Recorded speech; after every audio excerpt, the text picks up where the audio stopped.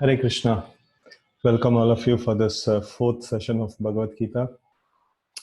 Thank you all for attending these sessions on a regular basis and giving us a lot of enthusiasm. So let's get into the session by offering our gratitude to the founder Acharya of Srila Prabhupada, His Divine Grace, A.C. Bhaktivedanta Swami Srila Prabhupada. So by offering a small prayer, we will start the session now. Namo Vishnupadaya Krishna Prashtaya Bhutale Srimate Bhaktivedanta Swami Niti Namine Namaste Saraswate Deve Gauravani Pracharine Nirvisesha Shunyavadi Paschata Deshatarine Jai Shri Krishna Chaitanya Prabhu Nityananda Shri Advaita Gadadara Srivasadi Gaura Bhakta Vrinda Hare Krishna Krishna Krishna Hare Hare Hare Rama Rama Rama Hare Hare. So today's session is named as Do I Need a Guide in My Life? So this is a very important session, and we progressively getting into the next chapter, that is fourth chapter of Bhagavad Gita. So just a minute, and just trying to put off some sound disturbances which is there around. Okay, so we have progressively come from first, second, third, and fourth. Though we have not covered all the topics of these chapters, but then we have taken a particular path and try to like bring out some essential teachings from these chapters. And I hope all of you are able to appreciate the value of this sessions, and then you are able to put these things into practice and are able to get some benefit out of it.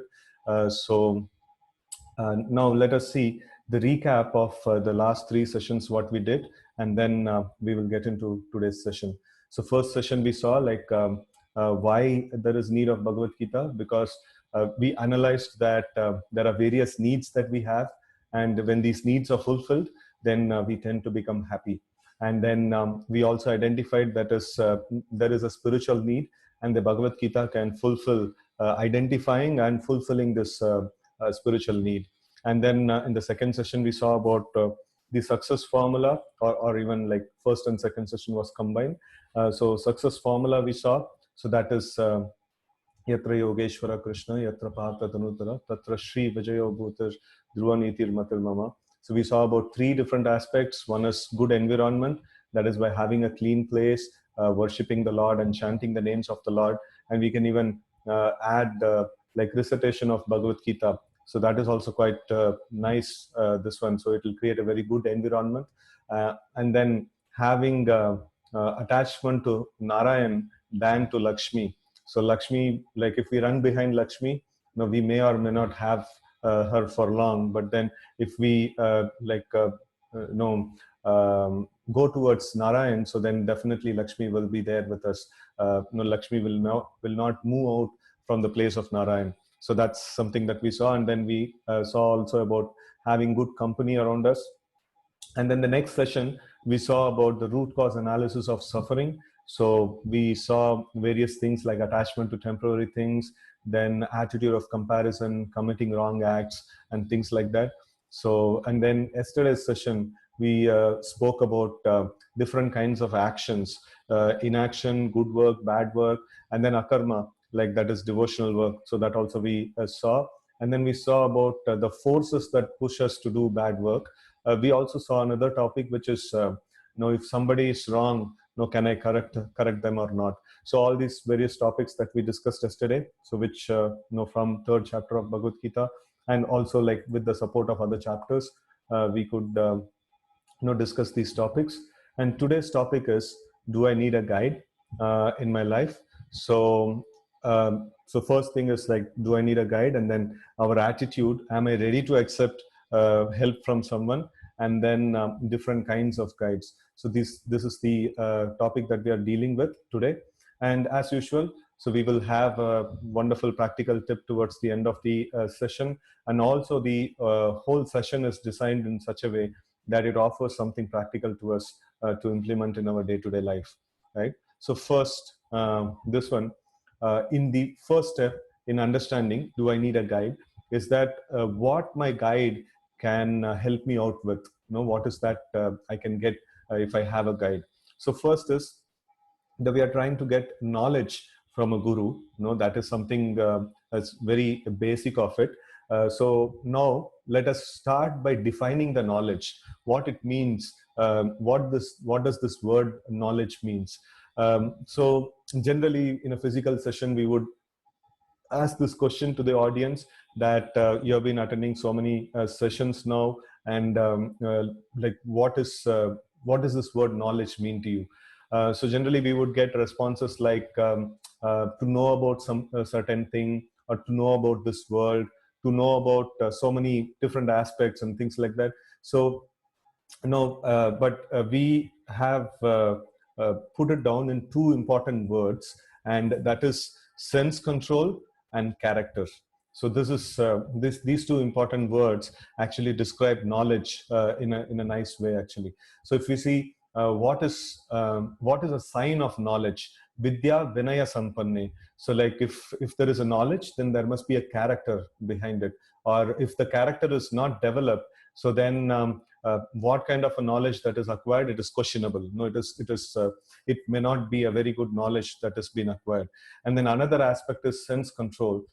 So in the Vedic in the Vedic times, even if a king's son, prince, if he has to go to the Gurukul and learn, so he has to live just like a what is that, dependent on the spiritual master.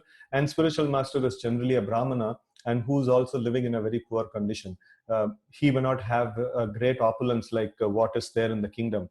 So they would go to the Gurukul, and they would serve the spiritual master, and then they would in fact sometimes they would go for begging. Even a prince has to go out for begging, and then he has to control his senses, he has to practice all those things. And after he practiced this no sense control for a good period of time, then he is allowed to enter into the kingdom and become a king and rule and things like that.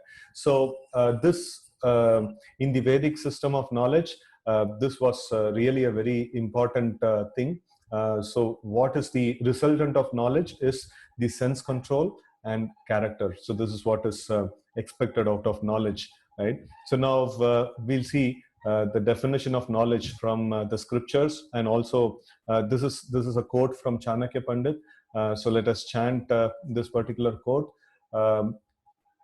It says, Matravat paradareshu paradravyeshu lostravat atmavat sarvabhuteshu ya pashyati sa panditaha. That means Matravat paradareshu. So that means to consider any woman other than one's wife to be a mother. So that is the Vedic tradition. We all know, like, anything that we address as Mother Nature, like Mother Ganges, everything, all the objects, natural objects, we address with the term mother. And also, you might have seen in the serials of Mahabharata, Ramayana, and all. So always it is any personality who's new, or whom a person is like just trying to address anybody, like in general, any women. So he would address as mother. Even sometimes the women who are younger to him in age are also addressed as mother. So this is the culture, Vedic culture, that to address every woman as mother. And then this automatically sets a lot of cultural values, actually. So so this is a very important thing. And then paradravyeshu lostravat. That means to consider others' property to be equal to garbage. So that means it is not that no, we have to take that and put it in dustbin. That's not the meaning. If there is a garbage, you're walking in the street and there are so many dust particles are there, or so many garbage is there in the dustbin, but then you don't concern about that. No, that's not a matter of concern for you. So in the same way, the other's wealth should not be a matter of concern for us. No, others' wealth, no, he's having it. It's based on his punya and things like that. No, he's having it, so let him have it. There is no problem in having. So that's the attitude a person has. Paradravyeshu lostravat. So this is also a sign of knowledge, to consider others' property as equivalent to garbage. And then atmavat sarvabhuteshu.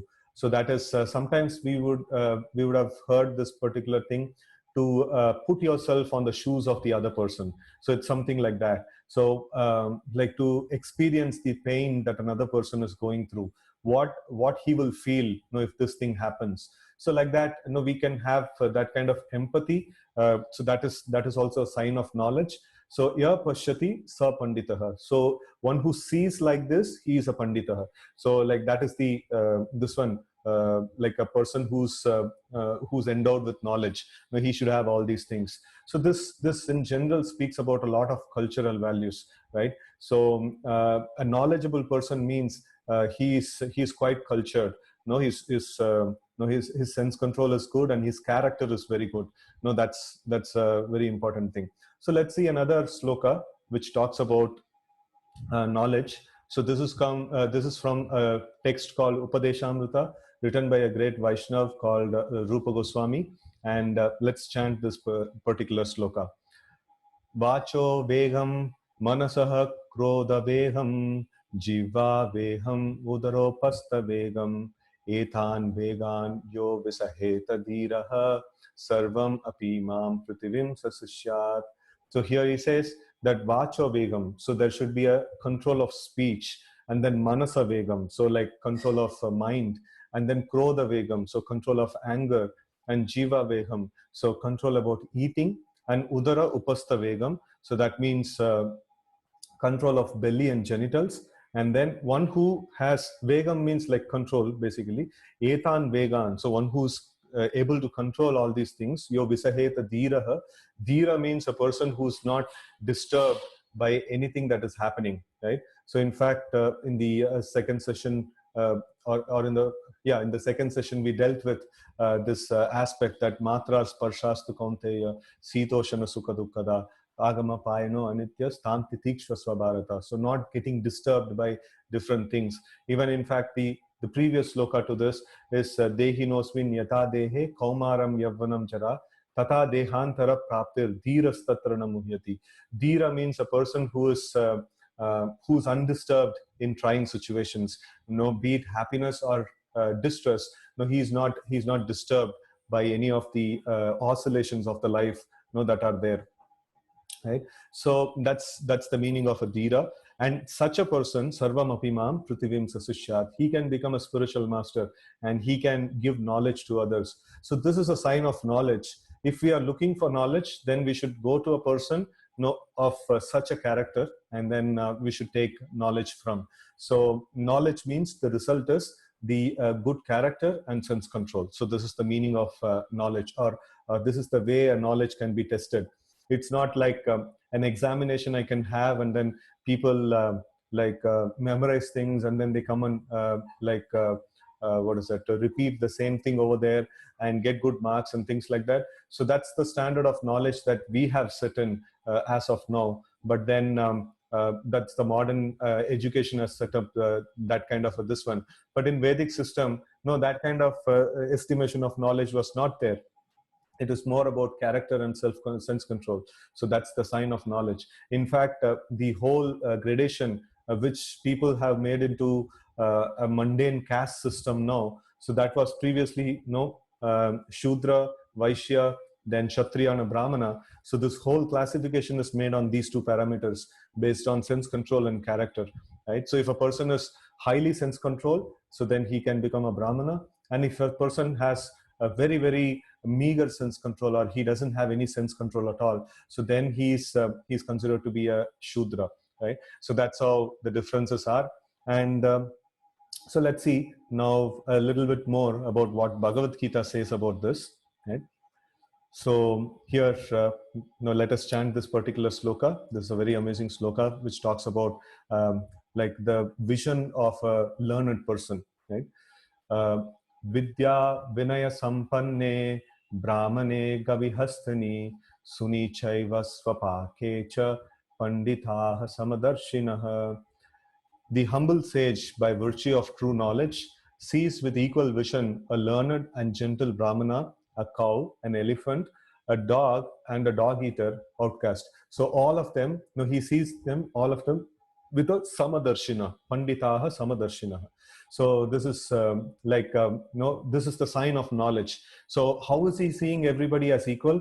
an animal and a brahmana, like elephant and all those, like how he's able to see everything equal, because he's not seeing the dress that they are wearing. That is the dress of a, like we saw that the soul wears different dress. Vasham shijirnani yata vihaya. So now we see that this a pandita, he's seeing on the platform of soul, and then he sees that this brahmana, like that is also a pure soul, part and parcel of the Lord. He is wearing the dress of a brahmana. And then this cow, this is also a soul which is wearing the dress of a cow, and an elephant and dog and an outcast. So everyone are wearing different dresses, but all of them are spirit souls. All of them are very dear to the Lord. Right now, because of their karma, they are wearing a particular kind of a dress. So now he is seeing in that kind of a perspective. So then that gives a very like broad perspective. So this is also one of the aspects of a person who has got knowledge. So this is also a sign of knowledge. So now let us see what Krishna is commenting upon this particular being knowledgeable, or knowledge in itself, right? So let's chant this sloka. Indriyanam hi charatham yanmano anvidiyate tad asya harati pragnam vayur ivambasi. So I'm sorry, like here instead of nya, like no, it is yes is coming. So that's some font mistake, I think. Anyways, like we'll continue with that. So here Krishna is saying, as a strong wind sweeps away a boat on the water, even one of the roaming senses on which the mind focuses can carry away a man's intelligence. So here we see a knowledgeable person. A person may be knowledgeable. He has a very good like grasp of knowledge, but then still he can be dragged away, by one of his roaming senses. The senses are considered to be very powerful. In one of the Vedic like texts, it is mentioned that like Durdantendriya Kala Sarpa Patale. So that means the senses are considered to be like venomous serpents, which has Durdantendriya. Danta means like the bad teeth, or a teeth with venom in it. So all our senses, actually an intelligent man who's trying to advance in the process of knowledge, he never trusts his senses. He never trusts his mind. So in fact, he sees the senses and mind like a prostitute. They may betray me at any point in time. I don't have any trust on them. So like a knowledgeable person, or a person who's walking on the path of knowledge, he always thinks like that. So the modern world, this has been exploited a lot. We see that all advertisements are just to make our senses stimulated. And everybody thinks that my senses are my friends. My tongue is my friend. My eyes are my friends. My ears are my friends. And whatever they wish, I just have to fulfill it. But actually, they are our enemies. In fact, yesterday we saw that where does the enemy sit? The enemy sit on mind, intelligence, and senses. So these places, or these elements are quite dangerous. And a knowledgeable person, he understands and he deals with them, just like how he brings an untamed animal, how like careful he will be. Like in case you are there in a circus, and then there is a lion that is there, though it is tamed, but still people maintain a distance, because lion is a lion, so anytime he can do anything. So what to speak of an untamed lion? So you are there in a forest, where untamed lions are there. You have to be really, really very careful. So that's the condition that we have. We have this body and we have the senses, and we have to be really very careful about it. Even Krishna is very clearly mentioning, even a person of intelligence, one of the roaming senses can drag a person away. So that's the capacity of the mind and senses. So we should be very careful about. So somebody may say, like, no, our life is going on. There seems to be no problem. I have not tried controlling my senses, but there seems to be no problem. So first, when we try to walk on the path of knowledge, then we will understand how adamant they are. Right now, we are very, very nice servants of the senses. like kama adinam katina katita palita durnideshas tesham jatamayi na karuna na tripano pashanti. So that means here is a Vaishnav point, a devotee, he's singing in this way.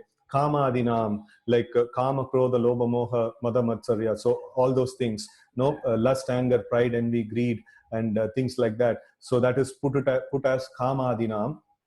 Katina katita na katita palita durnideshas. So like I have been rendering service to them, no, like tesham jatamai na karuna na tripano pashanti. He's telling that I have been rendering service to all these senses very nicely and all these anarthas very nicely, and then they have been, very, very cruel masters upon me, and they have extracted so much of service from me, but they have never become merciful to me. They have never told me that, okay, you have worked so much for me, now you take some rest. No, they never tell like that. So you give a little bit of satisfaction to your senses, the senses will again drive you, saying that, no, you get me more, and things like that. So when we try to control them, then we will understand how difficult they are to control, actually. Now, even while chanting, you might have experienced like how difficult it is to control the mind. So the mind goes here and there in this way, like the same way, like the senses are also quite what is that, untamed, or it's like an untamed wild animal. No, it has to be like handled in a very, very with lot of care, actually, right? So now let's see another sloka which we saw yesterday also, this particular sloka. Let's chant this. Arjuna uvacha atakena prayuktoyam papam charati purushah anichan api varshneya baladiva niyojitaha. So Arjuna said, O descendant of Vrishni, by what is one impelled to sinful acts, even unwillingly, as if engaged by force? So this thing, yesterday also we saw. So this goes to say that knowledge and expertise, it cannot help us in difficult situation, because something else is working, which is actually dragging me to do something wrong, right? So we may have, you all may have like kind of a memory of what we did in the second session of the series. So we discussed about this what is it? Dhyayato vishayan pumsa sangateshu bhajayate sangat sanjayate kamaha kamat krodha vijayate. So this is called as the cycle of fall. So first I meditate on the sense objects, and then gradually attachment comes, and then lust comes, then anger comes, then memory loss, and then I fall, right? So this, imagine, you are jumping from a mountain or a cliff. You just imagine like that. So and you're trying to stand upon, and then you are leaping and you are jumping down. So the process of leaping is the meditation on the sense objects. And then there are different altitudes are there. So once you leap, and then there is altitude A, where you are attached to the object that you want. Then altitude B is that you are attached to, you want to enjoy that at any cost. Then you develop anger, then you fall further and things like that. So in which altitude I can reverse the process of jumping? No, it's not possible. Once I've jumped, then I cannot reverse this whole process. It's completely impossible, right? So this is how the process of this one, like in this whole thing, the memory loss, intelligence loss is also there at this thing. So what is the use of our knowledge? If I am meditating on the sense objects, that is why we also saw the sign of knowledge means sense control. If sense control is not there, then possibly I cannot know what's the use of knowledge, even if it is present. It's like a leaky bucket. A leaky bucket, you can pour any amount of water. What's the use of that water? In no time it will drain off. So the senses, an uncontrolled senses, is like a leaky bucket. We are like a leaky bucket with any amount of knowledge that is put in, it will drain off, because the senses are not controlled. So here the main aspect is this world is provocating a lot. This world is constantly bombarding us, for so many different sense enjoyments and things like that.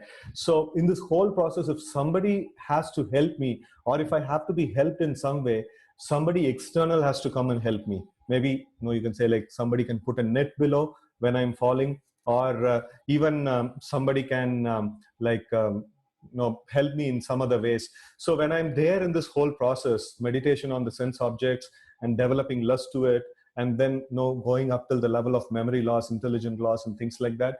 So in this process, I myself cannot reverse this process. I need some external help. I don't even know if I have stepped into the second step or third step. Where I am, I don't even know. Like, I don't realize that I'm getting into a vicious cycle. So only after I fall, I sometimes know, or otherwise in between I know, but it is very difficult to reverse it. Like, for example, you just meditated about eating a nice foodstuff, and then you pass by a hotel, and then you stepped into it now. So it's very hard that you turn back and you come. So though you have nice foodstuff at home. So this is like a small example I'm just giving. So in this way, like many complex things that happens with us. So it is only a person who's outside the whole system can do something about it, right? So that's where we need this external support. And it is mentioned, even great people commit mistake. To err is human, right? So some of the friends of Mahatma Gandhi, they told Gandhi that don't go to the New Delhi meeting. I have some friends and I've heard that there is danger. But then Gandhi did not care for it, and he went. And because of that mistake, it proved to be a very costly mistake. And then we see that in the World War II, so when the World War II was happening, Germans were trying to attack Russia, and then Russians made a plan. So very soon the winter season is going to come in, and in Russia, winter means it's freezing cold. Nobody else other than Russians can handle that, right? So now the German soldiers are coming in, and these people are accepting defeat, and they are retracting back.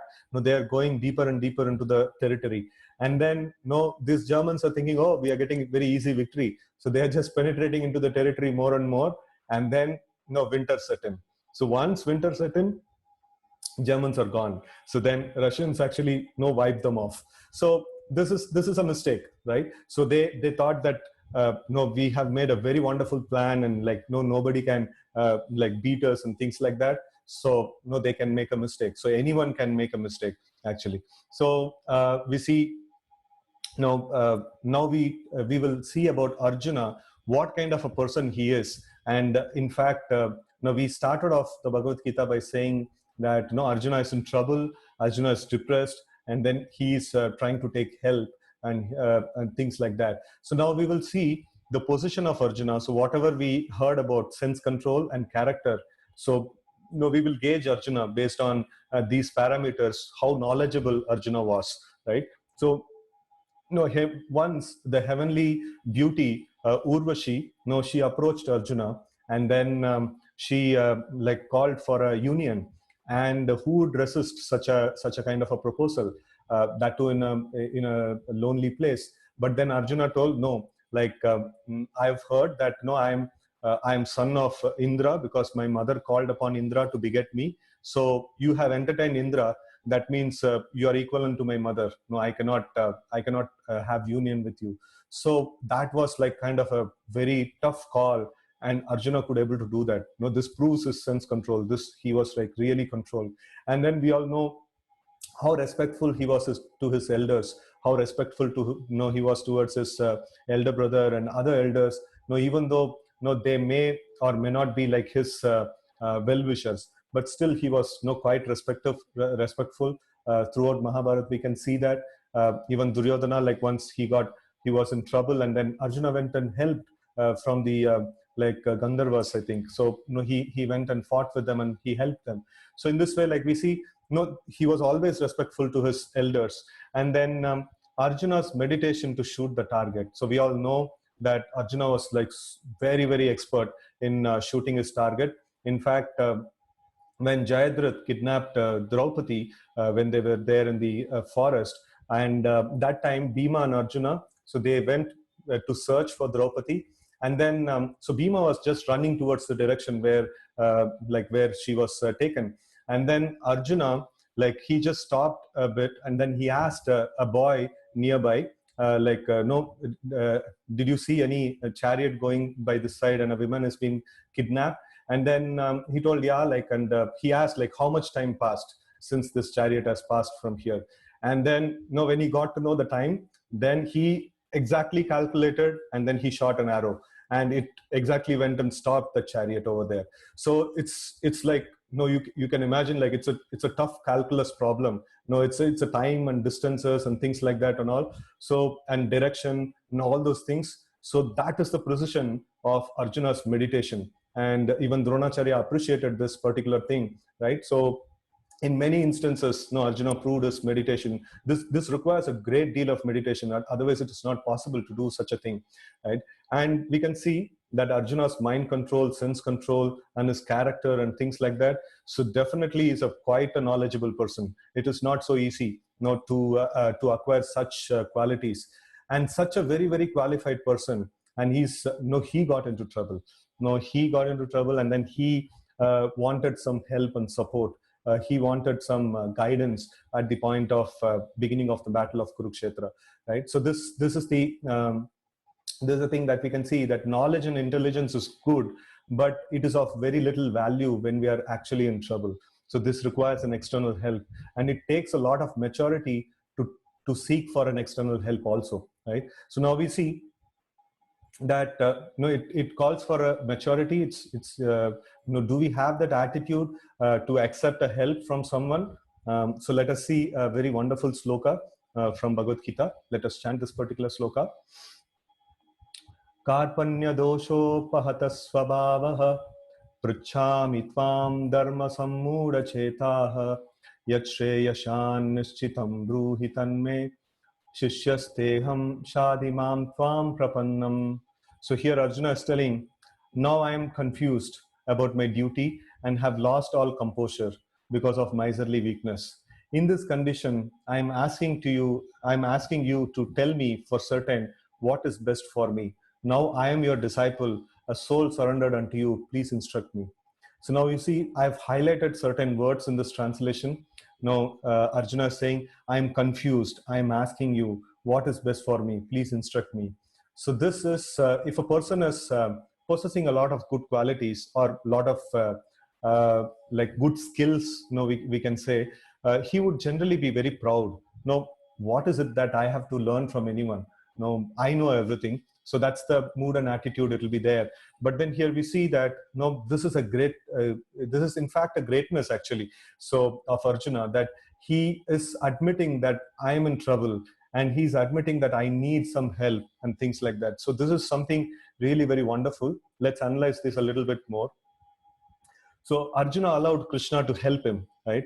And then we have to give such privilege to somebody to actually help us, to intervene in our life and help us. Otherwise, if we always maintain an attitude of pride, so then it's a very famous saying that pride comes before a fall. If we are proud, then we are blocking anyone even to come closer to us or advise to us and things like that. So that's the this one. So the idea is that the idea about that I will always be perfect, I know everything and things like that, it will break us up actually. We will not be able to handle that pressure after certain point in time, and we will not let anyone to help us also, right? So it is very good to develop this attitude that I can go wrong, when great people can go wrong. So what's the problem? Like, I can go wrong.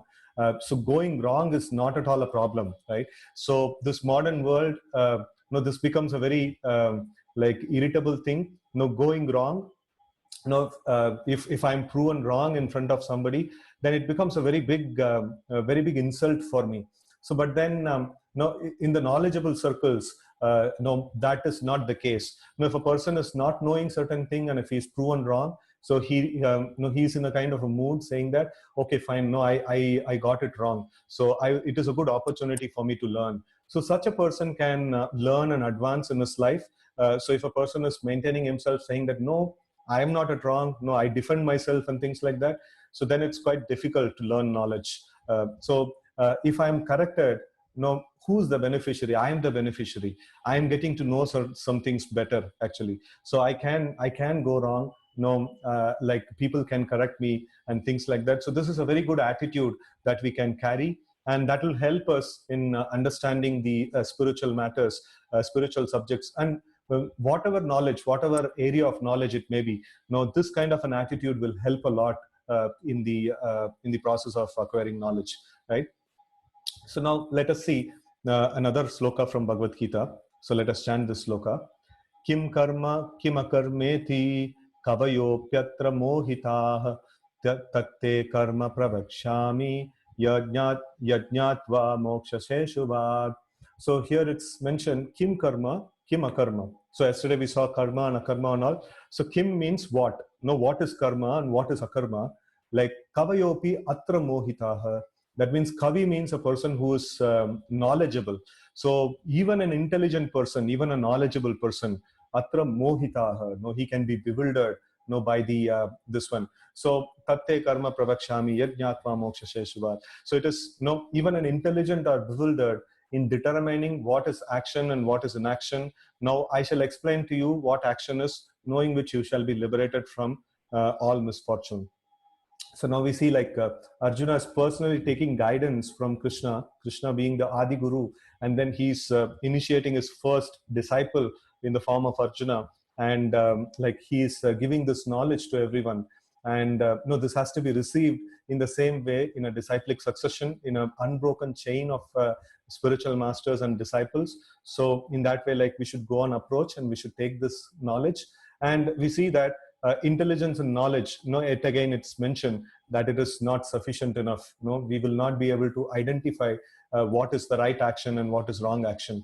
In fact, one participant asked a question yesterday that how to like balance between various things. Sometimes we have to give preference to the job, and sometimes we may have to give preference to the people and things like that. So yeah, even kavayopi atra mohitaha. So that is, even learned person gets bewildered. So what to speak of us? It is it's a very difficult thing. So like thus, Krishna is giving a very nice advice to Arjuna, so that we will see in the next sloka. Let's chant this particular sloka. Tad viddhi praniphathena pariprashnena sevaya upadekshanti te jnanam jnaninas tattvadarshinaha. So this is just try to learn the truth by approaching a spiritual master, inquire from him submissively, and render service unto him. The self-realized soul can impart knowledge unto you because they have seen the truth. So now we see that one must approach a guru and understand the practical application, and it is not a one-time business. No, it is a submissive inquiry and service attitude. So that's the way, like we can actually gain knowledge. It is not by how we get knowledge in this world, like by googling out or by reading some books and things like that. So that's not the way the spiritual knowledge is acquired. Spiritual knowledge is mentioned as Raja Vidya, Raja Guhyam, Pavitram Idam Uttamam, Pratyakshva Dharmyam Susukham Kartum Avyayam. So it is Raja Vidya, it's a king of all knowledge, and Raja Guhyam, it's secrets of all secrets. So it has to be learned in the way the Lord is actually advising us, and it requires a submissive inquiry and service attitude, right? So now let us see some practical aspects. So what are all the different kinds of gurus that we have, right? So let's see this particular aspect. So here we see the first kind of guru is free advice guru. So he says that take my advice. No, I don't use it anyway. So it is like I just found this picture in Google. I found it quite relevant to this, so I put it over here. So it's like they just want to give knowledge to us, just to show that they know things, or sometimes they may not even have any idea of the problem that we are going through, but still they just give the advice. And then sometimes they don't have any qualification, and they're not interested in our well-being. They just want to simply boast themselves that take my word, I have something for you. So hundreds of such people you will find. Anyone and everyone will give some advice to you, your colleagues, your friends, passers-by, even a tela wala, you're going to buy some sabji, a tela wala will give you some advice, right? So it's like, if you see an elder brother, two brothers are there. So both of them are quite young, and they are kind of left alone in the home, and the elder one is taking care of the younger one, and both of them are quite young, and the elder one is taking care of the younger one, and younger one is having a fever, and he is crying to get the ice cream which is there in the fridge, and the elder one thinks that, oh, it's a good service that I'm doing to my younger brother, so he's asking for this one and he's crying, and if mother would be there, no, she will not give, so let me do something good for my brother. So he's taking the ice cream and giving it to the younger brother who's having fever. So this he thinks that it is a good service, but then we also need to know, just the desire to help someone is not sufficient enough. We also need to know like what will be better for a person. So if we don't know, we should have the this one humility to say that I don't know, please you consult a person who's proper in this matter, right? So that's the way like a person should do. And if somebody, like, this is one kind of people are there like who will give free advice and things like that, so we should be very careful with them. So we don't need to be like too serious about that kind of advice, right? And then another is like exploiting gurus. I have just put this picture of the symbol of a doctor on a judicial this one. So I know there are a lot of good doctors, who are working very selflessly for the welfare of people, and there are a lot of many good lawyers and people in the judicial system are there. So they really work for the people. I know of some of my friends also, like in this kind of this one. So without any expectation of any result, they actually work for welfare of the people. But also we see sometimes there are a lot of exploitations that are happening in this one. Another of my friend was telling that in some hospitals it is a target that they have to get so many patients, and then if some patient comes, then they have to get many tests booked and things like that. So we generally go to a doctor who's very trustworthy, and then we believe them and things like that. So these are all some of the people we put our trust and faith upon. We repose our faith upon. But then there are people who are there to exploit, and in the same way, there is in the name of spirituality, in the name of gurus, there are so many people are there in the society who says somebody says sambhog says samadhi and things like that, and somebody says like, you give me cash, no, I will give you ash, you just give me some cash and I will give you some mantra and things like that, and then you will everything will be perfect about it. You don't need to follow any rules and regulations. And then some gurus say like, I don't believe in Bhagavad Gita, I don't need to read any scriptures, I just believe in my inner voice. No, why do you even have to put belief in anything? You should not believe anything. First of all, we should stop believing such people, right? So they themselves are saying like, don't believe anyone, so we should first stop believing such people. So here is Lord Krishna coming and giving us this knowledge. And these kind of bogus spiritual masters, they kind of separate us from the Lord by saying that, no, don't read the scriptures, don't read any of these things, and then just be on your own, and your thought process, just go by your thought process, that just analyze yourself and things like that. So no, it is not possible. It is called, in the Vedic scriptures, it is called Kupa Manduka Nyaya. So there is a logic by name Kupa Manduka Nyaya. So that means in a well, what is that? In a well, there is a frog that is there in the well, and this frog is there is another frog that has come from an ocean, and this frog is asking this another frog which has come from the ocean, so what's the size of the ocean which you were there in?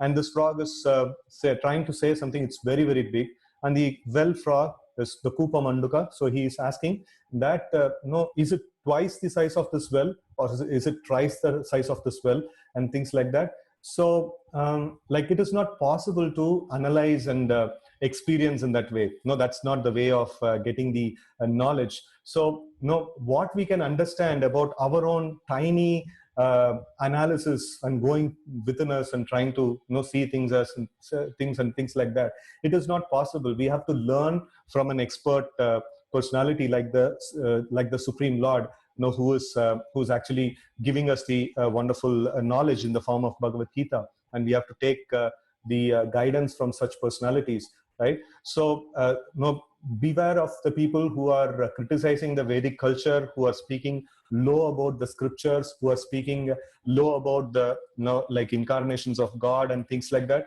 So we have to be very, very beware about such people. So let's see like who are real gurus. Now here I put the picture of Madhvacharya, one of the great spiritual masters. Now here we see a real guru means he's our well-wisher. No, he is looking for the well-being of me, and he's very compassionate, and he doesn't want to exploit me. He doesn't want to get anything done through me. Like he doesn't want to exploit me. And then he's selfless. No, he's just doing things just for the benefit of people and for nothing else. Okay. So let's see what does the Vedic literatures talk about the real guru or qualities of a real guru. So we will see. Let us chant this particular sloka. This is from Srimad Bhagavatam.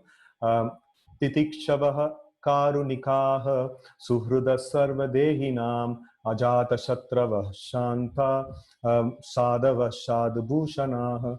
So this says titikshava. Titikshava means like tolerance. Karunika means like one who is merciful, compassionate. Suhruda sarvadehinam. So he doesn't have any enemies at all. No, he is the well-wisher of all the living entities. And ajata shatrava shanta. So ajata shatrava means he doesn't consider anybody as his enemies, and then or he doesn't have any enemies at all. And then shanta. Shanta means he is very peaceful. So such is the decorations of sadhu bhushana. Means bhushana means like abhushana, like the decorations or ornaments, right? So sadhavaha, like that's the meaning of a sadhu, or that's the ornaments of a sadhu. So we should find a sadhu in that way. And then there is another nice sloka which describes about the quality of a spiritual master. So here it's mentioned how we respect different people. Let's chant this.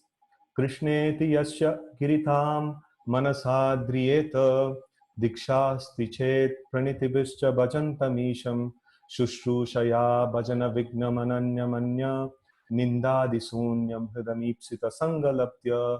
So here it says that different kinds of people are there. One should mentally honor a person who's chanting the names of the Lord, and one should offer physical respects to a person like who's practicing the devotion in his life. And then one should faithfully serve a pure devotee who's advanced in devotional service and whose heart is completely devoid of propensity to criticize others. So this is a very important quality. Propensity to criticize others have to be completely absent in a spiritual master, right? So such a person we can actually serve and follow such a person. So let's see another sloka.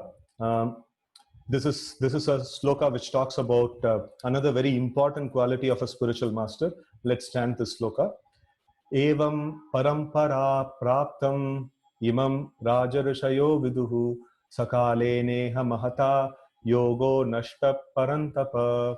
So this says that supreme science was thus received through the chain of disciplic succession. So how is that thus? What is it referring to? The previous sloka, it is mentioned that Vivasvan Manuve Praha Manu Rikshakave Bravit. What is that? Imam Vivasvate Yogam Proktavan Aham Avyayam Vivasvan Manuve Praha Manu Rikshakave Bravit. So this says that this knowledge in the past, I have given the same knowledge to Vivasvan, or the sun god, and then sun god gave it to his son Manu, and then Manu gave it to Ikshvaku, and in that way, like this knowledge was coming down in the parampara. But then over a period of time, sakalene mahata yogo nashta parantapa. So over a period of time, this knowledge actually became nashta, like it became destroyed. So I am trying to renew this knowledge by giving it to you. So he is addressing Arjuna in that way. The supreme science is received through a chain of disciplic successions. So this is a very important aspect. There is a Guru Parampara, like there are 4 authorized schools that are there, which is called as Brahma Parampara, then Rudra Parampara, then Kumara Parampara, and Shri Parampara. So Brahma Parampara means the Supreme Lord directly gave the knowledge to Lord Brahma, and then this thing came down in the disciplic succession. And then the Supreme Lord directly gave the knowledge to Rudra, and then that is Lord Shiva, and then the Rudra Sampradaya, like we have Lord Shiva's Sampradaya. And then we have the Sampradaya of 4 Kumaras. They were also being given the knowledge directly by the Lord. And Sri Sampradaya, that is the Lakshmi Devi was the preceptor of one of the Sampradaya. So that is in that Sampradaya in South, we have many of these South Indian temples. They all belong to Sri Sampradaya. You may have visited to Tirupati and Sri Rangam and things like that. So they all belong to Sri Sampradaya. So it's a very amazing parampara, like wherein Ramanujacharya, like he appeared. In ISKCON, we are followers of Brahma Sampradaya, like wherein Madhvacharya appeared in this Sampradaya, and then Srila Prabhupada also appeared in this Sampradaya, and many great personalities appeared in this Sampradaya. So in this way, like this is kind of an authorized school. So just like if there is an authorized school, if you go there and if you study, you will get a degree, and your certificate will be of some value. So in the same way, the spiritual knowledge have to be got from one of these authorized schools. So that's this parampara, no, this whole parampara is about. And then the scriptures, the knowledge that is given by Guru, so how we can know that it is perfect? So that is why we are educating people on the scriptures. If a Guru is speaking something against the scriptures, then it has to be rejected. The scriptures in the Vedic system, there is a 3-point checkpoint system. So that is Guru, Sadhu, and Shastra. So that means there are many sadhus have come, like many wonderful illustrious sadhus have come, like Madhvacharya, Ramanujacharya, Nimbarkacharya, like that many different sadhus were there. And these sadhus, what they have spoken, they will be in line with the scriptures. And if the spiritual master is also speaking in line with the scriptures, then I can accept. Otherwise, I cannot accept such a spiritual master. So here, if you see, if I already know what's the point of spiritual master, so that's the point that we dealt with. Knowledge in itself is not sufficient. We are not coming to a spiritual master for knowledge. We are coming to the spiritual master for right direction at the right point in time.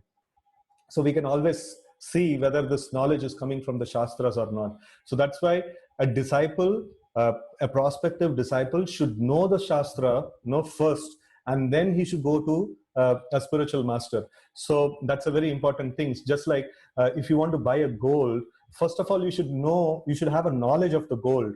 Then only you can get the gold. So if we just go to a shop and then say like, I want gold, and then it's an iron shop, and then he gives a piece of iron and collects equivalent money for a gold piece, then we will be cheated actually. So that's why we should not be cheated.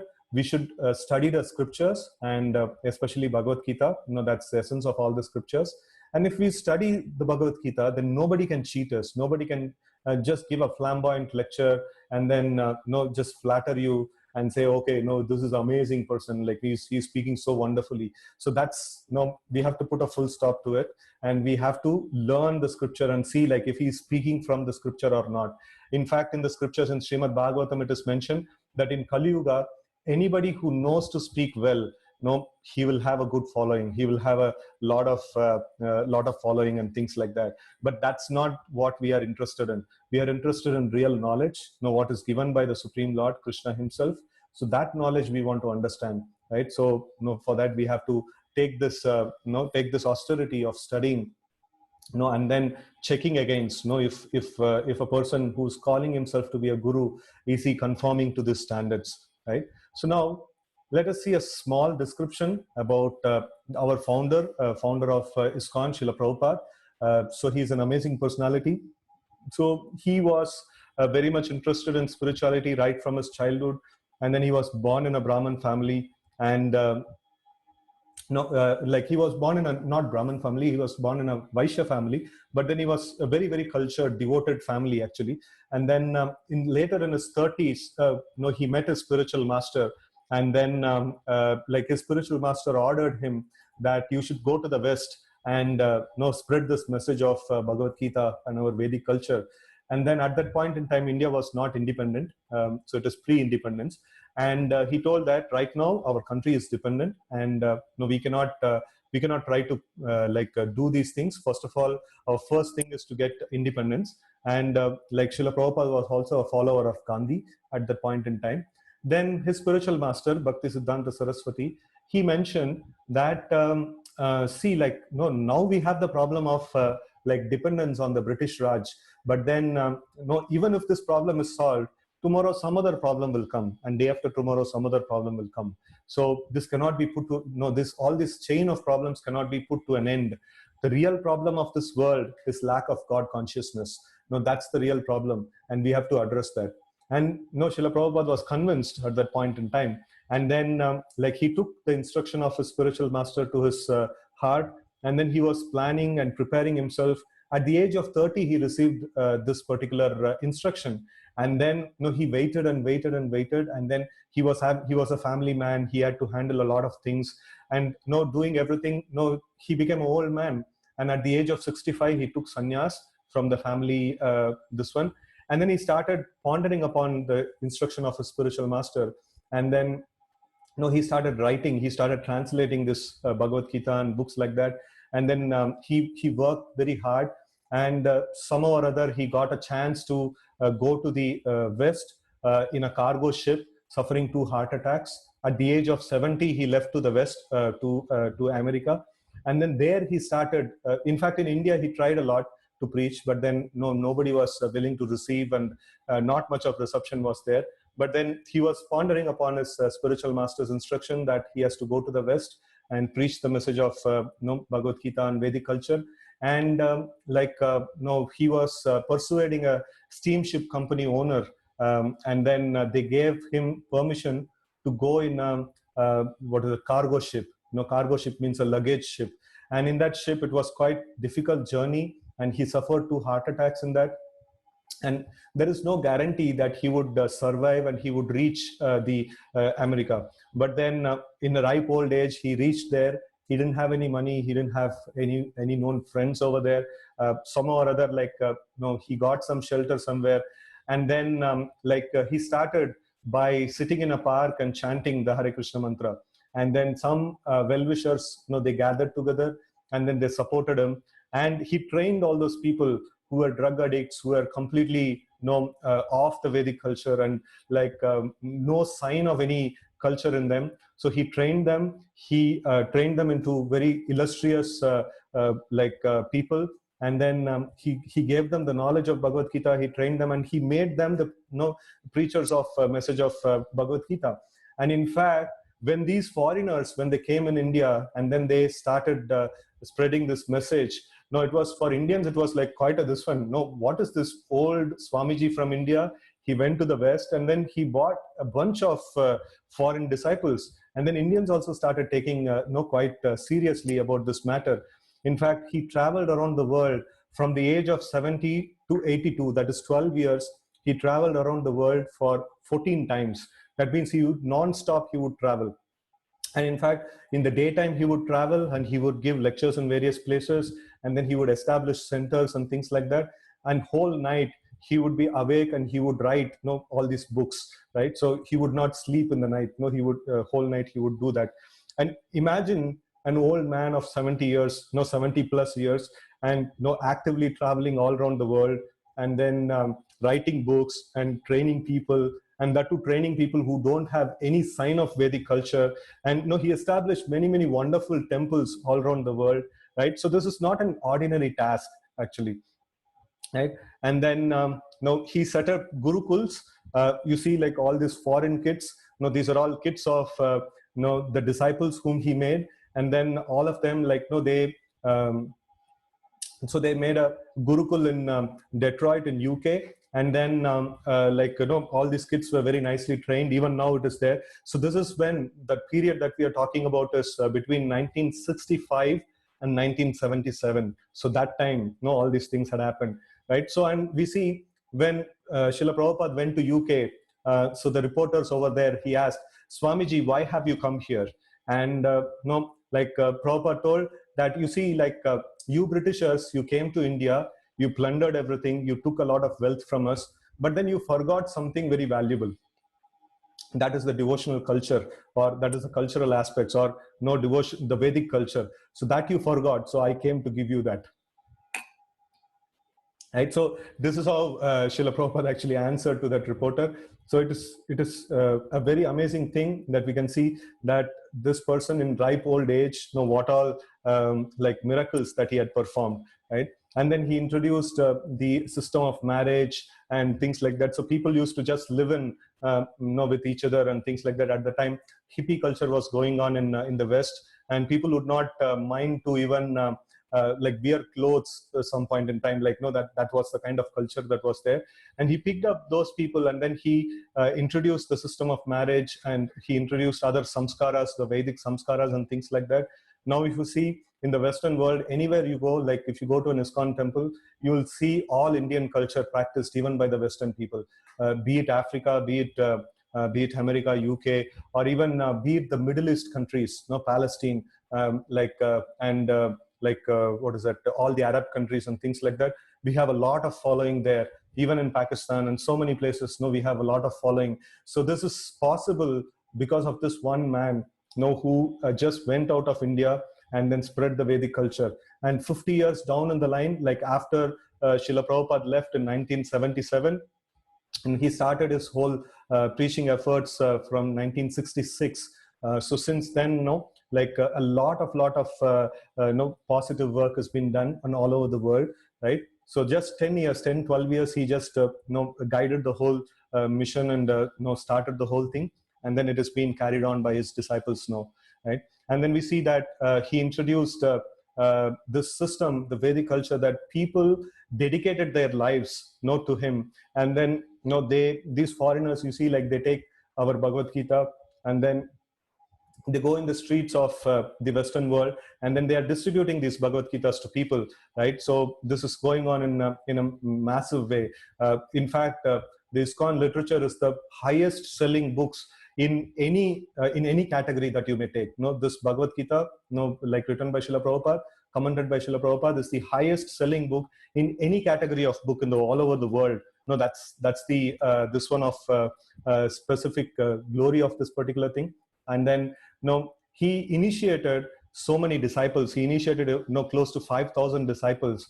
And then it is mentioned, initiation means if a guru is accepting a disciple, that means he also takes the bad karma of the disciple and he burns it off, and then he allows the disciple to start a new life. That's the meaning of a diksha or an initiation. And here we see in the Vedic scriptures it is mentioned, Guru na sasyat, swajano na sasyat, pita na sasyat, syat janmani na sasyat, daivam na tachan, na patista sasyan, namo chayed ya samupete mrityum. So that means, one should not become a guru, or one should not become a father or a mother, or any of the responsible position one should not become, if he is not willing to deliver the disciple or his dependents from the cycle of birth and death. So that's the this one. So here we see that as an old man, like he took so much of disciples, and definitely many times his health would get affected. He would say, this is all because of the bad karma of my disciples.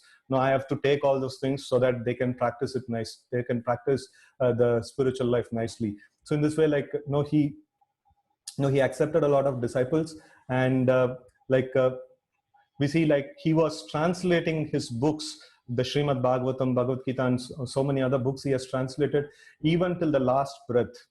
He was continuously translating the books, and that was quite an amazing this one. So Srila Prabhupada's brief contribution: he wrote more than 80 volumes of books. He traveled the globe 14 times in 12 years. He established 108 temples, gurukuls, farm communities, initiated 5,000 plus disciples all over the world. And like he did all these things in his age between 70 and 82. It's a very, very ripe old age, right? So that's the this one. And he hardly slept, just 2 hours in a day, and that's all. And he would write, and he would travel continuously, and he would give, he spread this knowledge to everybody. So that's a great credit to India. Let's thank Srila Prabhupada for his great contributions, so that we are able to get this wonderful opportunity to practice this devotional life, which is presented as it is, and which is presented in a pure form, right? So let's see the practical tip of the day. I in today's session it was quite simple. It was like we saw about the knowledge, and then we saw about like whom we can get the knowledge from, what are the qualities of a spiritual master, and then also we saw about practical life sketch of Srila Prabhupada, the founder of ISKCON, right? So now let's see the practical tip. It's not very different from yesterday's practical tip, but then it has something added onto it. So it's like the mood of reading Bhagavad Gita. So we should understand, Krishna is the Adi Guru. Krishna is the original spiritual master. The God is the Adi Guru, and he gave this wonderful knowledge to us. And how should we actually approach this thing? So reading of Bhagavad Gita is in the mood of worship. No, it is not any book that I have, I can just go through it. No, it should be done in the mood of respect, and we should pay respect both for the book and for the Lord. And then we should not just read. Yesterday also I was mentioning about this point. We should not just read, we should hear from Bhagavad Gita. So Bhagavad Gita is not just a book. No, it is Krishna personally speaking to you. It's quite a dynamic book. And we have seen many cases where like people have some trouble, and then they just open up any page of Bhagavad Gita and the Lord speaks to them. So that's how powerful is it. So we should try to read the Bhagavad Gita in a nice way. So generally we acquire knowledge from different places like Google. We generally Google it out, and we get so much of knowledge, but we don't offer our pranams to Google and respects and things like that. But then that is not the way we should approach Bhagavad Gita. We should approach Bhagavad Gita with great reverence, right? And also, if it is possible, you can pass on this message about Bhagavad Gita to other people. The link that we have sent about the Bhagavad Gita, you can pass it on to other people. So in that way, you will also help us in some way to spread this knowledge, right? And if you can also understand, apply it, and then teach to others, that's a great service, that is done to Bhagavad Gita and Supreme Lord and humanity, right? So, and as always, like we have this very important tip, that we have to, all of us have to implement this. So yesterday, one of the participants were asking that, can we, they were trying to help somebody, but then, they are not in a mood of listening and things like that. So it requires a practice, like once a person practices this chanting and reading for quite a good amount of time, so then he will get more this one for knowledge. He can actually sustain all those things that we have heard. So all the good things that have been spoken till now, so all these things will fade off after some time. We have to have this practice of chanting the names of the Lord, and then reading the books. So that is when we will be able to keep on this good things with us. Otherwise, it will fade off over a period of time. So this sloka, I think it's the fourth day we are reading this sloka. Most of you may have memorized also already. Kritaya dhyayato Vishnum Tretayam ajato makai dvapare paricharyayam kalautad hari kirtana. So that is in the Krita Yuga or Satya Yuga. The prescribed method of worship is dhyana, like meditation. And Treta Yuga, the prescribed method of worship is elaborate fire sacrifice. In Dwapar Yuga, the prescribed method of worship is elaborate temple worship. And in Kali Yuga, it is Hari Kirtanam. So that is the way. And we saw the sloka also. Let's chant the sloka. Hare Krishna, Krishna Krishna, Hare Hare, Hare Rama, Rama Rama, Hare Hare. Iti Shodashakam Namnam Kali Kalmashanashanam Nataha Paratropayah Sarva Vedeshu Drishyate. So this means that this 16 names composed of 32 syllables, they are the only means to counteract the ill effects of Kali Yuga. And in all Vedas, even if we search, we will not get a better solution. So this is the verdict of Lord Brahma, and he spoke this to Narad Muni. So let us chant the 16 times of this Hare Krishna mantra. As always, we generally in a physical class, we would ask people to chant 108 times. So here, due to lack of constraints, we will chant 16 times, and then we will open up for the question answers. Right? Hare Krishna, Krishna Krishna, Hare Hare, Hare Rama, Rama Rama, Hare Hare. Hare Krishna, Krishna Krishna, Hare Hare, Hare Rama, Rama Rama, Hare Hare. Hare Krishna, Krishna Krishna, Hare Hare. Hare Rama, Rama Rama, Hare Hare. Hare Krishna, Krishna Krishna, Hare Hare. Hare Rama, Rama Rama, Hare Hare. Hare Krishna, Krishna Krishna, Hare Hare. Hare Rama, Rama Rama, Hare Hare. Hare Krishna, Krishna Krishna, Hare Hare. Hare Rama, Rama Rama, Hare Hare. Hare Krishna, Krishna Krishna, Hare Hare, Hare Rama, Rama Rama, Hare Hare, Hare Krishna, Krishna Krishna, Hare Hare, Hare Rama, Rama Rama, Hare Hare, Hare Krishna, Krishna Krishna, Hare Hare, Hare Rama, Rama Rama, Hare Hare, Hare Krishna, Krishna Krishna, Hare Hare, Hare Rama, Rama Rama, Hare Hare, Hare Krishna, Krishna Krishna, Hare Hare, Hare Rama, Rama Rama, Hare Hare, Hare Krishna, Krishna Krishna, Hare Hare, Hare Rama, Rama Rama, Hare Hare, Hare Krishna, Krishna Krishna, Hare Hare, Hare Rama, Rama Rama, Hare Hare, Hare Krishna, Krishna Krishna, Hare Hare, Hare Rama, Rama Rama, Hare Hare, Hare Krishna, Krishna Krishna, Hare Hare, Hare Rama, Rama Rama, Hare Hare, Hare Krishna, Krishna Krishna, Hare Hare, Hare Rama, Rama Rama, Hare Hare. So I'm opening up the chat, so like participants can put in their questions now. So what do you mean by don't read but hear Bhagavad Gita? From where should we hear? So when we are reading, so you should imagine that you're hearing from Krishna directly. So that's the thing. So it is not that hearing an audio. You may be reading like the sound vibration. You should consider that it is a speech of the Lord. So that's how you should try to read it, right? And then can we kill mosquitoes as Lord Ramachandra killed demons obstructing the sacrifice? I'm very much disturbed by mosquitoes while doing japa. And you said japa is a yagya in this Kali Yuga and killing mosquitoes. Okay, yeah. So Srila Prabhupada used to say that we can take preventive measures to like prevent the mosquitoes to come in and things like that. And even after that it comes, if it is harming you, if it is going to harm you, then you can actually kill them. So but you should try to avoid as much as possible killing of unnecessary this one. So if it is unavoidable, then it can be, right? So what is the difference between reading Bhagavad Purana recited by Sri Sukadev ji and Raj Parikshit and Bhagavad Gita?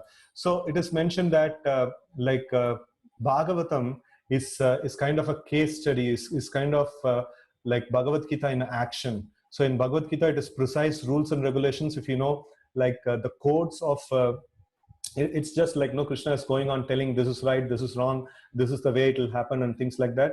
So in Bhagavatam, no case studies are there. Like there are sufficient examples on these topics are there. So it is just an elaboration or Bhagavad Gita in action, we can say, the Bhagavad Purana, right? And then you said at times we need to take help and also offer help. If we help a person in distress, will it be against the law of karma as the reason for person's trouble are his karmas in previous life, or leaving the person to... Okay, a person may be suffering based on his past karma, so that is his problem. But then we have to see that our dharma is to help him. Our dharma is to try to take him out of the trouble. So that is our dharma.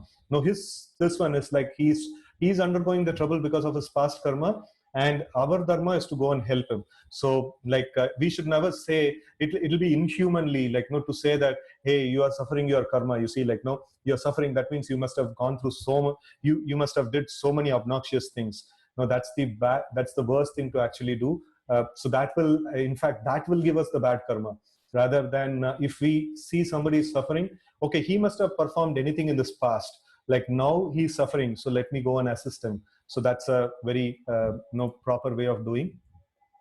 And then what is the significance of 108? It's a spiritual number. We have 108 Upanishads. We have 108 like principal gopis of Lord Krishna. And in everywhere, like in the spiritual circles, we will see the 108 number is always there. So it has some spiritual significance in that way. And some people don't believe in God. Should we let them? Should we let them be, or try to make them believe? If so, how we can do that? So it is one thing we have to understand. In Bhagavad Gita, there is a nice shloka about this. Esham tva antagatam papam jananam punya karmanam te dvanda moha nirmukta bhajate mam dridavritah. So this bhajante mam dridavritah. So this means that one who has, if he has to take up to the process of believing in God, he should have got a lot of piety behind. He should have actually got some sukruti before. So that means he should have, just like that, he should have had prasadam somewhere, and he should have heard the names of the Lord many, many times before. And then, a lot of sukruti has to build in. So you see, like many people came in the beginning, but then not everybody could able to stay on to listen to Bhagavad Gita. So it's because lack of sukruti. They don't have sufficient piety to hear.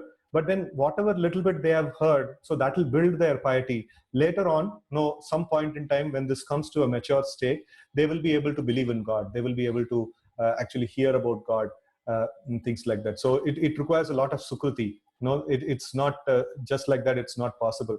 So that's why in ISKCON we distribute a lot of prasadam. We do a lot of Harinam, Sankirtan. We go to the streets, and all of us, we try to chant the names of Lord publicly in the streets and things like that. So in this way, we actually try to create sukruti, or try to create piety in the this one, right? So one simple way to get out of this birth and death cycle, just chant the names of Lord. So that's the simplest way. Kalautat Hari Kirtanat. So then how to control anger? So this the chanting can definitely help, and then we also saw in this equation dhyayato vishayan pumsa. So if we can avoid focusing on the sense objects, that will also help a lot in that this one. So vacho veham manasa, written by whom this sloka? This sloka is written by Rupa Goswami in his book called Upadeshamrita. And then we learned about the importance of Guru today. We can get such guidance from ISKCON. Definitely we can get such guidance, like how to increase the taste to start Bhagavad Gita or any book. So it is like we can start reading. When we start reading step by step, then we will over a period of time we will develop taste. In fact, if you have I've asked one drunkard, like, how actually you become a drunkard. So he told that first time when I had a sip, it was like very obnoxious. I couldn't able to handle it. Then over a period of time, I got a taste to it. So even an obnoxious thing like a liquor, we can develop taste to it. Then what to speak about a wonderful book? It is mentioned as Geeta Amritam, the real nectar. So definitely we can actually get a taste for this particular book, right? So just by having a practice, initially it has to be a practice, and later on we will develop this one. Taste for it. And then Om Namo Bhagavate Vasudevaya, is it an equivalent mantra to Hari Kirtan? Definitely, yeah, it is a very good mantra. But then it has Om, Bija mantras and things like that. So most Hare Krishna mantra is like very much more easier, and and it is prescribed also. We can chant that more. The Om Namo Bhagavate Vasudevaya we can chant. What a fantastic experience. Okay, the past 4 days have been divine and soothing. Okay, thank you very much. And what more of Krishna? Can you please continue this wonderful journey and reading of Srimad Bhagavatam? Okay, definitely we have some plans. We will put it in the WhatsApp group, and let's see and we will carry on with that. Thank you very much for your greetings. Why are we going at random? Why not chapter by chapter of Gita? Because the concepts in Gita are covered in different chapters. Like, for example, a particular concept is covered in the first chapter a little bit, and then the second chapter a little bit, and then some other chapter a little bit. So we are trying to gather together and do a conceptual study. So if we go through the Bhagavad Gita, then it'll go to some extent, and then it proves it to be false, and then it goes to the next level. Then it talks about something else, and then it comes back and things like that. It requires a lot of patience to study in that way. So in fact, we also have a study in that fashion also, but it requires a little more understanding of this basic building blocks and tenets. Then only we can read in a sequence way. As you said, the soul changes the body again and again. When a person dies, then the soul leaves the body. Then for how much time there is non-physical attachment to the died body and the related soul exist. So this is when a person dies, so the tie is still there. That is why we burn the body, right? So if the body is not burned, so then the soul may revolve around. He will have the connection to it, and then maybe he's having attachment to that body. He may just hover over there for some time and things like that. So that's why we cut it. So it is. I don't have an exact answer for how long it will persist. Some people say it's like 3 hours, 7 hours, and like maybe some cases like 20 days and things like that and all. So it's that's why like Shanti homas and things like that are done for that. So it varies, and I don't have an exact answer to it. Could you please explain again how the downfall happens? So it is dhyato vishayan pumsa, meditating on the sense objects, and then developing attachment to it, and then like lust comes. Like I have a very strong desire. I cannot live without satisfying this desire of enjoying that sense object. And then after that, anger, and then sometimes anger may or may not be there, and then delusion of memory and delusion of intelligence, and then he's falling. So that's the sequence. It is there. It is there in the second chapter of Bhagavad Gita. In previous sessions, we had even depicted with the graph and things like that. You can kind of look at that. It will be a nice this one. Okay, so thank you for your greetings. I'm finding it difficult to open the relevant chapter and follow as you flash it on the screen. Anyways, like we have the recording, so you can peacefully open it also later on. So at least right now we are giving a concept over here. So the concept is very important to be concentrated upon rather than the sloka in itself. So later on we can focus on the slokas individually. How can we discriminate between the advice given by different people? How can we find the right advice and we incline towards the advice that are favorable to us? So first of all, if we have to get advice, then we should study Bhagavad Gita, and then we know what is right and what is wrong. So then if somebody is giving us some kind of a push towards the right direction, so that's a good source of advice we can take from there. How do we believe that God exists? We see that so many things are happening in this world. Definitely no scientist have put the sun in the place, and no scientist has put the moon in the place, and no scientists have written any logic how a seed should sprout into a tree and things like that. So all these things are happening. So how is it all happening? And it's happening in such an intellectual way. So sunrise can be predicted even 1,000 years down in the line, when at what time the sun will rise. Such precision with which everything is working. So this proves there is a God. So if you have a better explanation you can give, so like for for disproving that there is no God, for disproving that God exists. Okay, so we have solid proof. These all things are solid proof. How the atom works, how the atomic structure is there. No scientists have put this thing into place, right? So everything is done. So such a complex universe that we are living in, and that's the aspect of God's existence, right? So thank you very much for your greetings. How to control the senses? So by the culture of knowledge, and by regularly practicing this Hare Krishna mantra, and by regularly reading, definitely you will be able to control your senses much better. Then do Adi Shakti and Vishnu is the same? Who is supreme? Shakti means Prakriti, like we have discussed that. Adi Shakti is none other than the Maya, or the material nature. So it is mentioned that like Maya is a Shakti. Shakti means like whose Shakti? I have some energy. So in the same way, Shakti means it is somebody's Shakti. Whose Shakti it is? It is Vishnu's Shakti, right? So Vishnu's Shakti comes in the form of Lord Vishnu transforms himself into Lord Shiva, and the Lakshmi ji transforms herself into Parvati. So in that way, they create the whole material universe, and that's the origin of the material universe. In fact, if you see the linga form is nothing but a union of Lord Shiva and Parvati. So that's the form of linga. So that's the origin of the material universe, right? So they are the origin of the material universe, And for material universe is concerned, they can be called Adi Shakti. Shakti is always a Shakti. So Shaktiman, like the one who's possessor of Shakti, is the supreme, right? So in ultimate sense, Vishnu is the supreme, right? So what is the reference to it? We have in Bhagavad Gita itself, we have sufficient reference to it. So Shakti is referred as Prakriti. So Prakriti means Shakti, like in other words. So we can see that the Lord says, Maya Dakshena Prakriti. So under my instruction, the Prakriti is functioning. Maya Dakshena Prakriti Suyate Sacharacharam.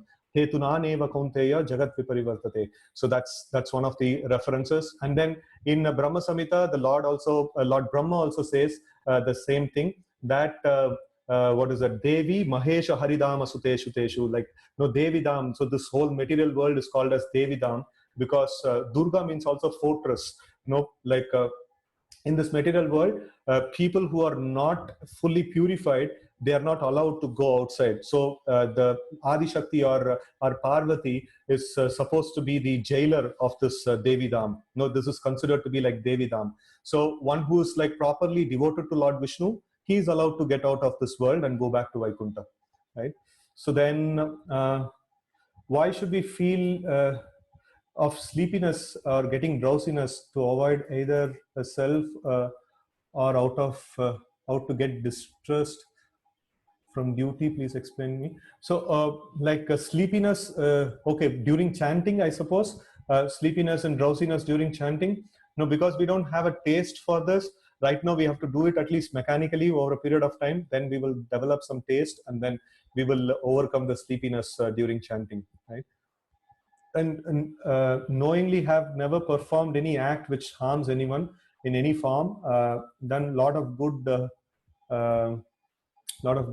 karmas maybe, yet one suffers a lot and have painful life. Why is it so? No bad karma, like, okay, no bad karma is done, that means in this life you may have not done, but what about the previous lives? No, pipeline is still there. So okay, thanks a lot for the greetings. How to stop procrastinating? Okay, so procrastination, this requires an external help actually. So procrastination means you're just postponing your work for later point in time. So this requires a little bit of monitoring, somebody whom you trust upon, so you can actually take them as your guide, and then they can monitor you in your work, or they can just kind of in a friendly way, they can just pat and ask like, what's happening with you, and things like that. So that kind of, if you are accountable to somebody, then the procrastination can be handled. And some sacrifice the hearing process and the senses in the fire of mental control, and others sacrifice the object of the senses in the fire of senses. What does this mean? So the sacrifice means an offering to the Lord.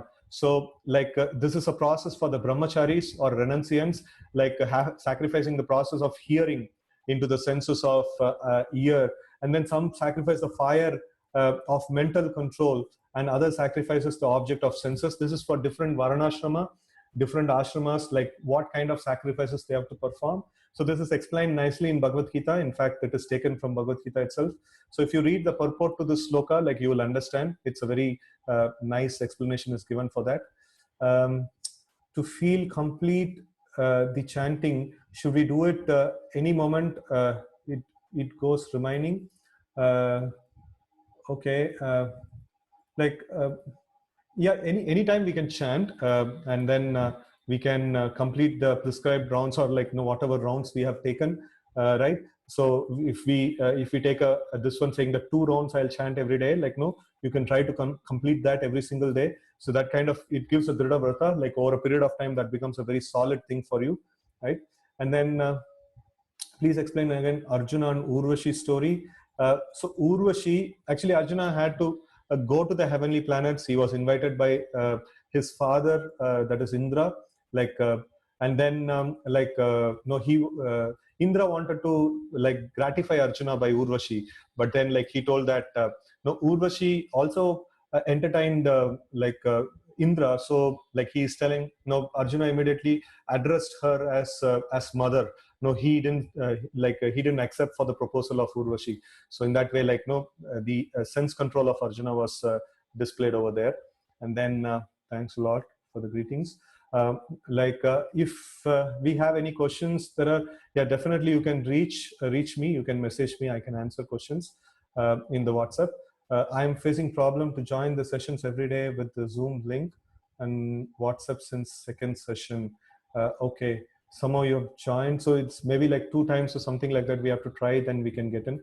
And you told, do not believe them who say don't believe in scriptures.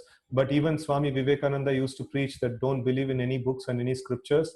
Just try to know it for yourself. Then you have told to you're told by yourself. Swami Vivekananda definitely is not a follower of Vedas.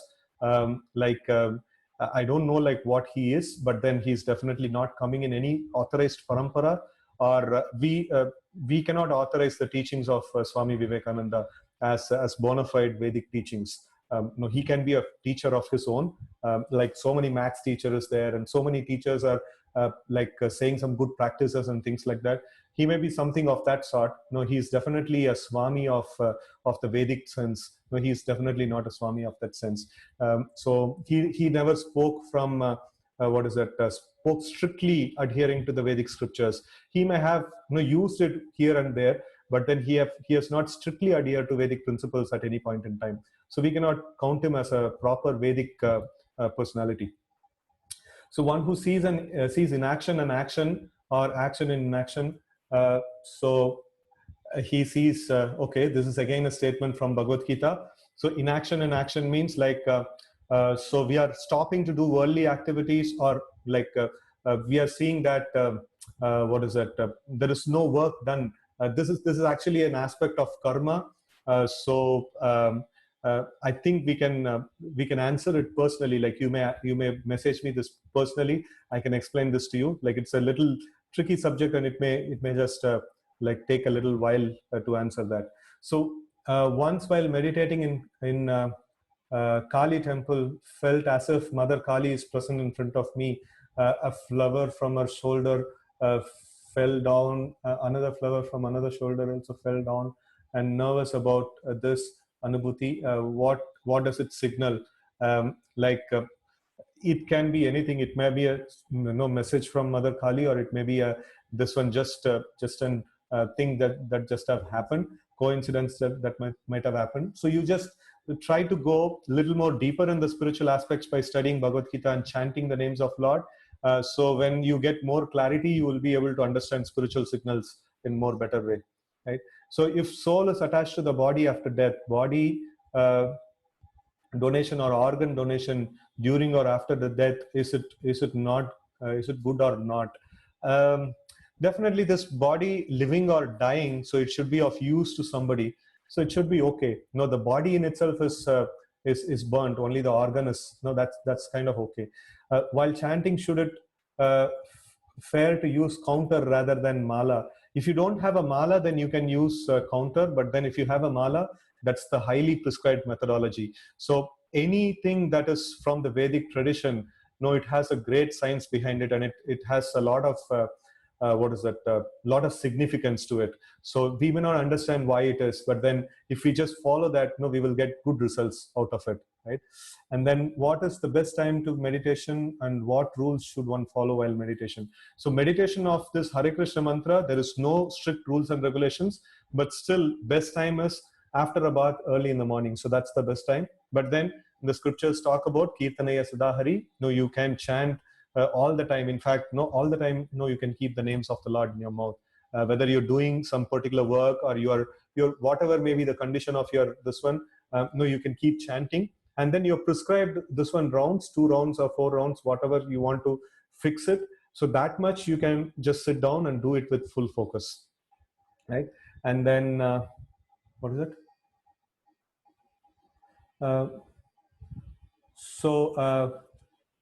What's the WhatsApp ID for future sessions? The same thing. We will just maintain this WhatsApp for some more time, and then we will communicate here, right? And this was the last session, maybe. No, we will have no sessions if you are interested. And then for this, okay, thanks for this wonderful session. Do keep us updated about the next session, definitely. What is the importance of following rituals, religiosity, or just to be still and surrender to the Lord completely? rituals and religiosity, rituals actually kind of gives us a feeling of doing something physically to the Lord. So now, for example, if I love my child, if I have a small child, if I love my child, I might as well take care of him, and I might as well do something to the child, and that is what is the ritual. If I love the Lord, then what's stopping me from doing an arti for the Lord? So definitely I can do the ritual, and I can observe the different festivals and things like that. So that's kind of a practical demonstration of our love towards the Lord. So can we please repeat body donation related answer? Okay, so body donation, I spoke about that, saying that living or dying, we should be of some use to somebody. There is a reference to it in the Vedic scriptures. Dadichi Muni giving his bones to Indra for making a Vajrayudha. So he makes a point there. So whether living or dying, so we should be of some use to somebody, right? So in that way, like, that is okay. So the body in itself is burnt, only the organ is donated. The whole body is not donated. So the soul may not have connection to the organ in per se, right? So I had purchased Bhagavad Gita in English some 30 years ago, but today, as I was reading through, I found some pages in the book, chapter 4 missing, especially. Okay, so can it be exchanged to a complete book? No, you have to purchase another book. So when is the last session? So this was supposed to be, but then we can have some more sessions also. Like, we will float a poll amongst all of you. Then you can actually answer them. We will get to know your interest, and then we can continue, right? So tomorrow we will see, like, we will our plan was, like, maybe on the weekend we will have one session, maybe on Saturday or Sunday, and then we will have there are other 4 sessions of this series that are there. So if you are interested, then in the next week, the same way, we can have Monday, Tuesday, Wednesday, and Thursday. So in that way we can complete these sessions, right? So thanks a lot for your greetings.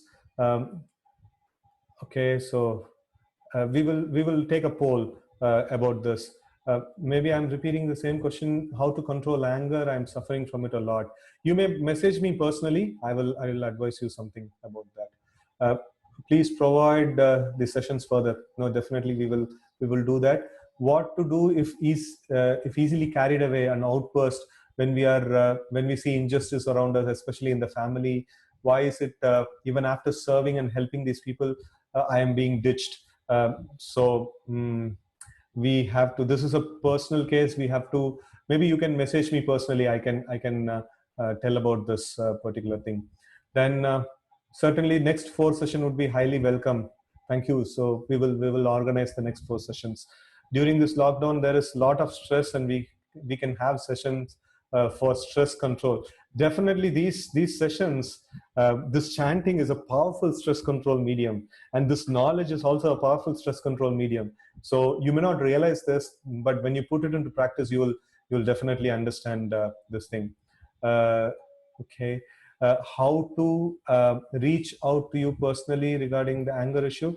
In the WhatsApp group, I'm the admin in the WhatsApp group. I have been sending messages, so you can message me. So please continue the Gita sessions. It's very valuable. Thank you. And when we talk about akarma in today's busy schedule, is chanting Hare Krishna mantra and reading Bhagavad Gita the right way? Definitely, no. This is the right way. And then in all these busy schedules, if you chant and if you increase your meditation, your productivity will increase, and then your need for rest and things like that will reduce, and in fact you will become more productive, right? So otherwise, what's the point of living a life which is full of busy and things like that? So we will at one point we will just it will all just come to an end. So even when the death comes, we cannot say I am busy. So death will say, like, no, you can be busy, but then no, I am also too busy. Like, I've come here, no, I'll take you. So it's definitely worth spending time in chanting Hare Krishna and Bhagavad Gita.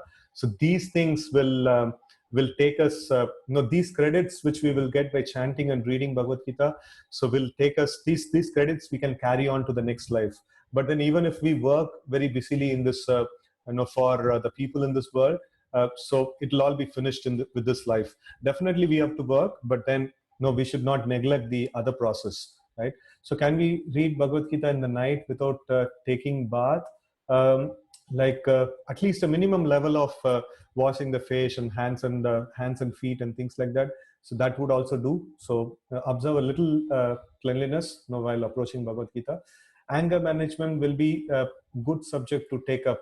Definitely, as I told, this Bhagavad Gita and this Hare Krishna mantra, don't underestimate the value of these things. It has immense power. In fact, in the three modes of nature session, so when we continue our further sessions, you will find how that helps in anger management. Bhagavad Gita is a complete book actually. So you don't need to do anything separate from Bhagavad Gita to find these solutions for these problems. So it is all inclusive actually. The thoughts are coming repeatedly in my mind. Sometimes the mind overcomes the intelligence. I am chanting daily but unable to overcome. So this is like this thought process have to be controlled by focusing again and again back onto the sun and praying to the Lord, to give the sufficient strength to focus on the mantra. So then we will be able to conquer that particular thing. I think only admin can send message in the WhatsApp group. You don't need to send message in the WhatsApp group. You send to me personally, right? So I'm the admin. You can send to me personally. Then I will answer. I'm unable to join the WhatsApp group. It says full. Okay. So okay. So we have another group. I will send that to you. I will just put my number over here. So somebody else might have sent the message. I'm just sending my personal number here, so you can message me personally. So then, I can make you join. So requesting you to give the slides we saw so that we can chant and refer, Srimad Bhagavad Gita day 1 to day 4. Okay, so we have put in the YouTube that has this one. I also have a PDF of it. I will post it in the group for everyone's benefit. Can we have all 18 chapter discussion? Definitely after this thematic discussion is finished, then we can start a chapter wise discussion. Then how do we do concentrated study? Not able to concentrate more than 15 minutes. Oh, that's a good thing. So 15 minutes, you keep it solid, and then every day you do 15 minutes, and then slowly, gradually increase. That's the way we actually try to increase our concentration, right? And then instead of chanting mantra, can we play mantra in the YouTube or Bluetooth? Okay, so no, your personal chanting is very important. So in that way, you're using your sense of tongue and this one in the service of the Lord. So that's a very nice service. So please don't stop chanting and then play a mantra and then count. So that's not sufficient. You have to chant by yourself.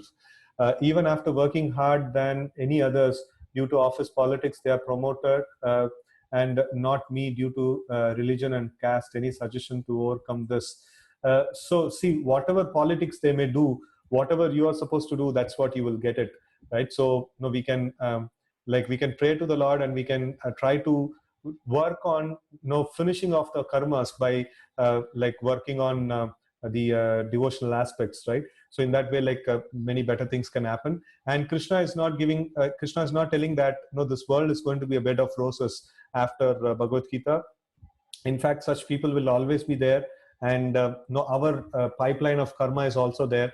So we have to learn to tolerate this thing. So we have already done something, and for that the results are coming now. So if we should not try to control the results now, so it will only be an act of frustration, because we have already decided for what is going to come now by our past actions. So now don't try to control that. Try to be as good as you can, and then try to avoid these things and do your best, and then leave the rest for as a matter of karma, right? So we cannot fight with the results that is coming in the way, right? And how to do meditation? Is there any video or audio instructions? Definitely, I will send a nice course on the japa for you, and you can try to view that particular thing. And okay, please, thank you for the greetings. Okay, will silent japa of mantra do instead of loud chanting. We don't need to be extra loud. We don't need to be silent. We have to be as loud enough to hear for ourselves, right? So that's how the japa is performed, like just like this: Hare Krishna, Krishna Krishna, Hare Hare, Hare Rama, Rama Rama, Hare Hare, like that. So we have to do a soft japa wherein we will be able to hear our volume. So by chanting any words from Bhagavad Gita, can we increase our concentration power? Definitely, the Sanskrit mantras are quite powerful in improving this one. But we have to do a regular abhyasa. We have to do a regular practice of this thing. Even Hare Krishna mantra in itself, it is also a Sanskrit. This one. So by repeating it every single day, definitely our concentration and things like that will increase. So overcoming distraction, again, the same thing, abhyasa. So we have to pray to the Lord, and then also we have to fix it, saying that come what may, I'm going to do this. No, if it is 15 minutes, half an hour, whatever time we are setting, come what may, we have to do it, and gradually we have to increase it little by little. So in that way we can expand our meditation, and the focus on the meditation. So continuation of the previous question about office politics: can complaining to higher authorities will help, or just leave it? So whatever is there in your capacity, you should do, and then even after that you cannot control, then you should understand it is your karma. So just like you are deceased, so you take whatever treatment is there in your capacity. Even after that it persists, then it is your karma, right? So that's the way we should take it, right? So how to get associated with ISKCON and serve? So you can personally message me. I will let you know about some practical aspects that you can volunteer upon in the services that we have, right? So in that way we can help you out, right? So I think we have come to an end of the questions. Thank you very much for your patient audience. And now, like, this 4 days was even very nice for me also. Thanks a lot for your concentrated hearing. Srila Prabhupada ki jai, Srimad Bhagavad Gita ki jai. So we will put a questionnaire about your interest on joining for further sessions. So kindly respond to it, and we can take it forward from there, right? Hare Krishna. Thank you very much.